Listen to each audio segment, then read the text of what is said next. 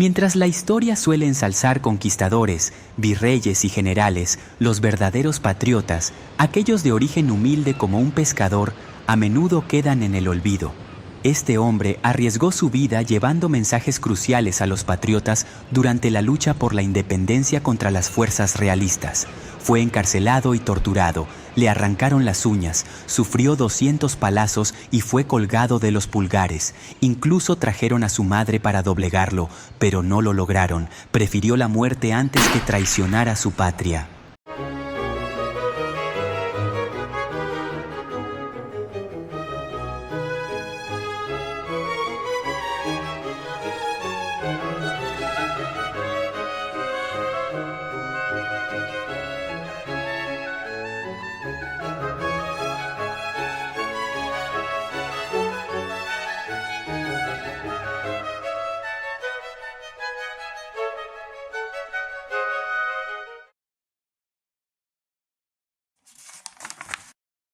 Según datos recogidos por Ismael Portal, José Silverio Olaya Balandra nació en la villa de Chorrillos, en 1792, como hijo de un pescador chorrillano apellidado Olaya y de Melchora Balandra, siendo sus hermanos Cecilio, Mercedes, Narcisa, Josefa y Manuela.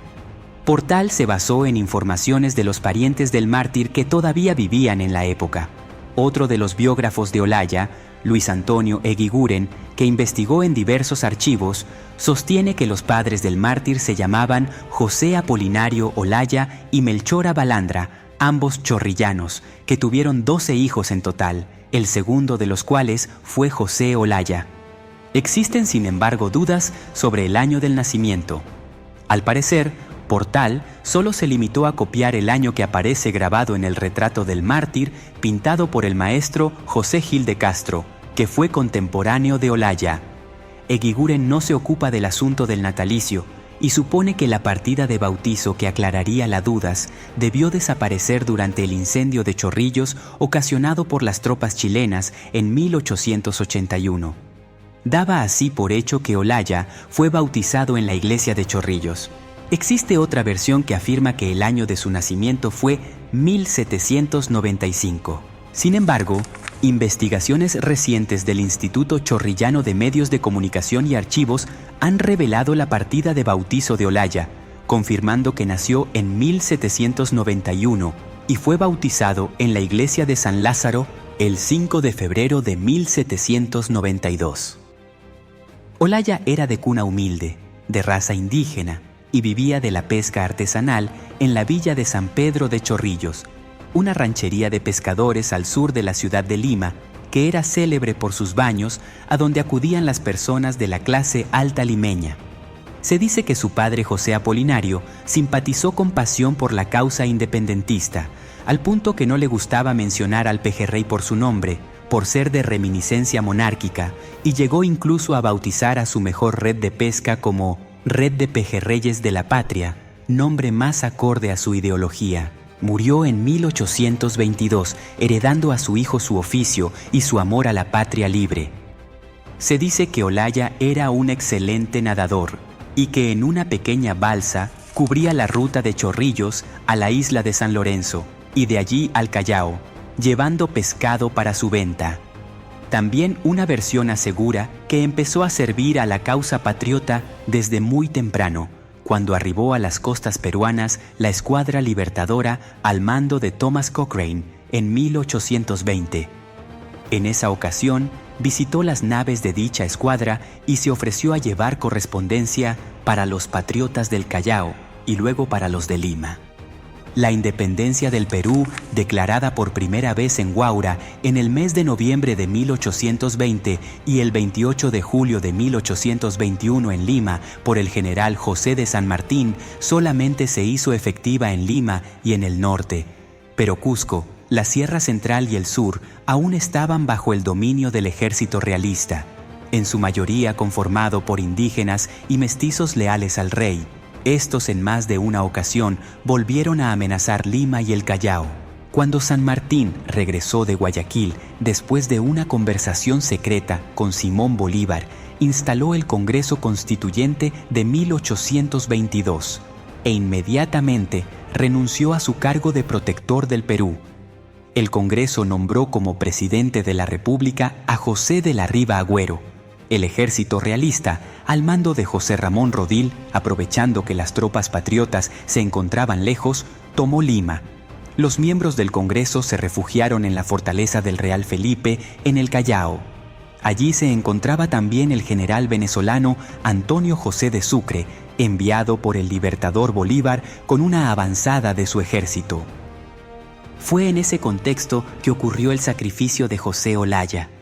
Sucre necesitaba imperiosamente comunicarse con los patriotas de Lima, ya que quería conocer los movimientos de los realistas y los pertrechos con los que contaban. Olaya se ofreció una vez más a ser el portador de los mensajes. Se contactó en Lima con Juana de Dios Manrique, una aristócrata y patriota que era sobrina de Antonio Riquero, antiguo contador mayor y uno de los refugiados en el Callao. Este personaje era el nexo con Sucre. Olaya llevaba ocultamente los mensajes escritos, cubriendo la ruta entre Chorrillos y Lima, simulando llevar pescado para su venta en la ciudad. Esa ruta, de 15 kilómetros, estaba muy vigilada por los realistas, de modo que el riesgo era muy grande. No obstante, Olaya hizo el recorrido muchas veces. Se ignora cuántas exactamente. Los realistas empezaron a sospechar que alguien filtraba información y redoblaron la vigilancia. El 27 de junio de 1823, cuando llevaba, entre otros recados, una carta de Sucre para Narciso de Colina, un patriota limeño, Olaya fue descubierto. Emboscado por un piquete de soldados realistas, indígenas y mestizos, en la calle de Acequia Alta, antes de ser apresado arrojó las cartas en una acequia. Otra versión menos creíble dice que se comió las misivas.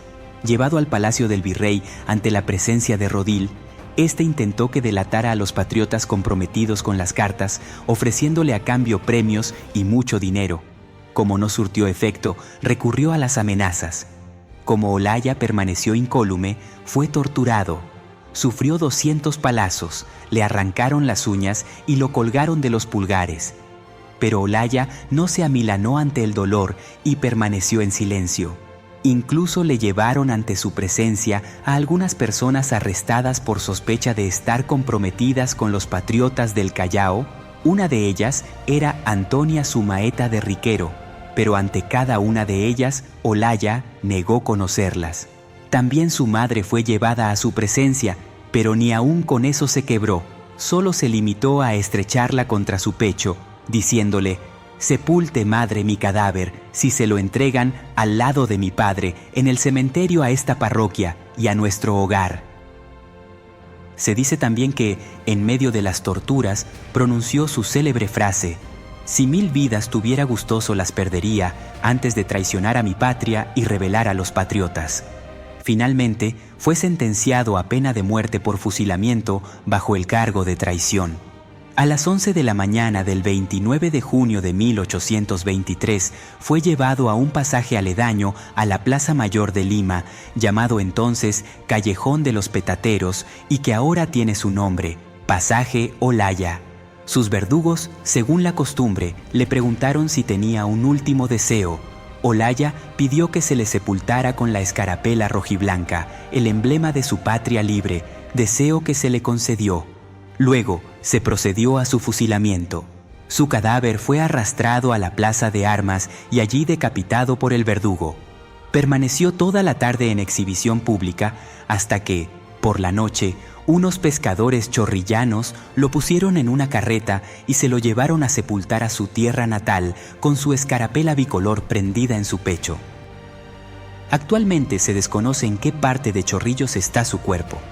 Se mantuvo en secreto por miedo a represalias de los realistas, y no se sabe nada sobre el paradero de los restos de su padre y su madre, quienes fallecieron en febrero de 1844. El presidente José Bernardo de Tagle expidió un decreto supremo el 3 de septiembre de 1823 destinado a honrar la memoria del héroe. El ejército del Perú lo proclamó patrono del arma de comunicaciones. José Silverio Olaya Balandra, un humilde pescador, se convirtió en símbolo de valentía y sacrificio en la lucha por la independencia del Perú. no solo heredó el oficio, sino también un amor profundo por su patria y el fervor independentista que guió sus acciones.